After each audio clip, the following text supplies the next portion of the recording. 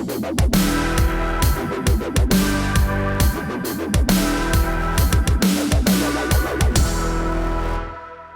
voting for someone to represent you in the executive branch of the federal government. Your major choices are Hillary Clinton and Donald Trump. Your natural question? What's wrong with me?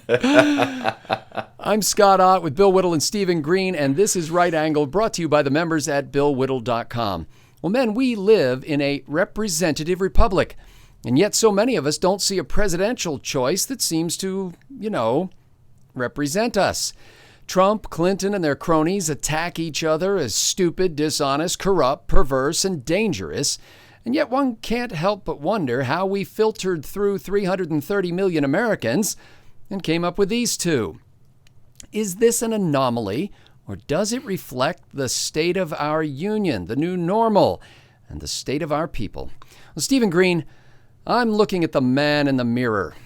Oh, never mind. That's too painful. I'm looking at the man in the monitor, a certain Stephen Green, and asking whether representative government is working all too well.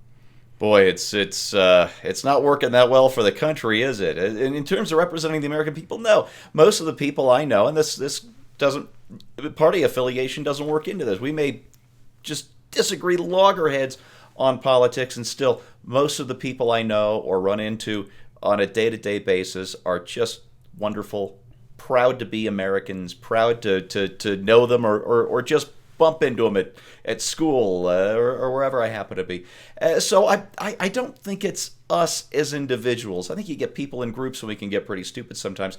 But I think we've encountered a problem that the founders didn't foresee. You read the Federalist Papers or a lot of the arguments that our founders had when crafting the Constitution, and they talked a lot about the separation of powers and the jealousy that they assumed each branch would have for its own powers and for its own prerogatives.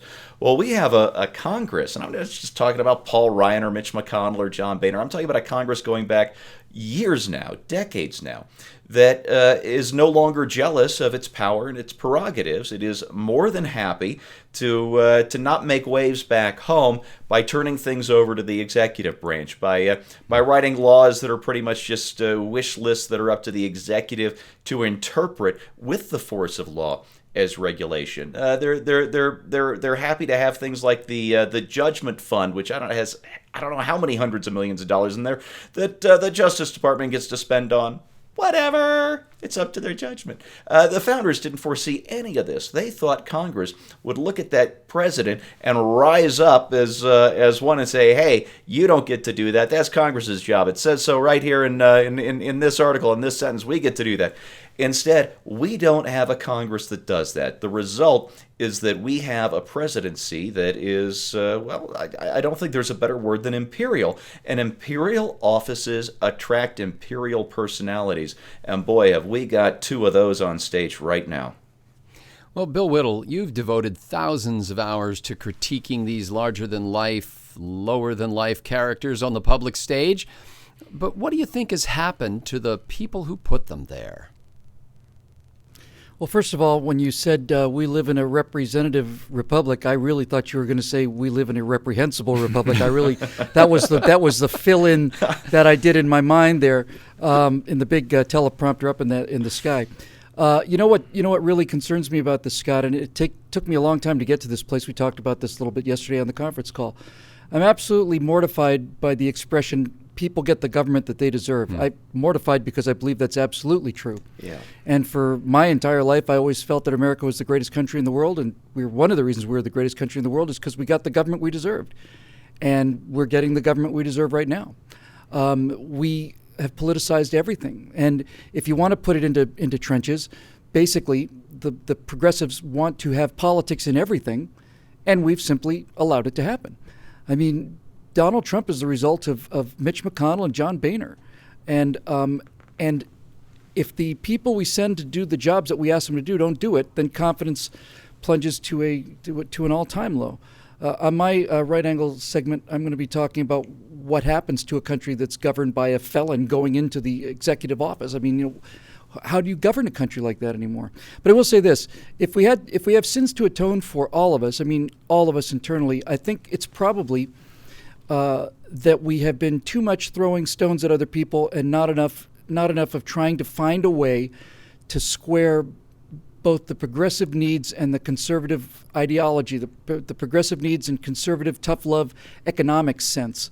And I suspect that when this election is over, we're going to be looking at a very blank sheet of paper, because people have called it the death of the GOP. That's very likely true. I'd like it to be the death of the Democratic Party as well, because I don't want to see this ever again. Yeah. You know, introspection, the kind that Bill is suggesting, has never been a popular sport. Each of us likes to think, I'm virtuous, or at least close enough. We scrutinize the behavior of others with an exacting eye, especially if they're not part of our tribe. Every alien offense gets magnified. We drop a thumb on the scale when weighing their faults.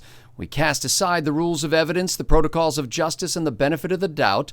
Mercy and grace become selective, more obvious in the absence than in the offering.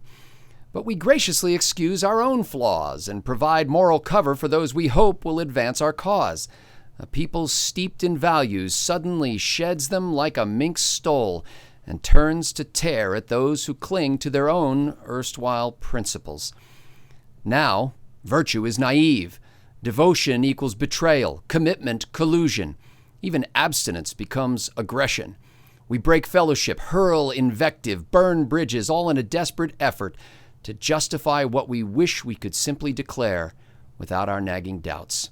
At our best, we suggest that God can use even a sinner such as he, but we don't extend to her the same assumption of our currently convenient theology. Now, driven as we are to have our way, we become willing to get it any way we can, and so it's apropos that our choice has narrowed to two of the most craven egotists of the postmodern era.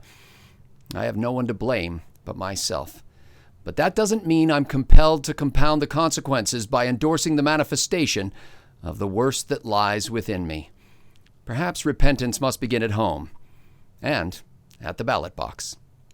For Bill Whittle, Stephen Green, and the Right Angle team, I'm Scott Ott. Thank you to the members at BillWhittle.com for making this possible.